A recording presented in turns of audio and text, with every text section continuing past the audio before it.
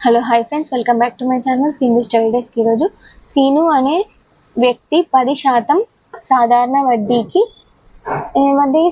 వడ్డీకి కొంత సొమ్మును అప్పుగా తీసుకోగా 2 సంవత్సరాల తర్వాత రూ 2400 వడ్డీ వచ్చిన అసలు ఎంత అసలు అడుగుతున్నాడు. అంటే P ఎంత అంటున్నాడు.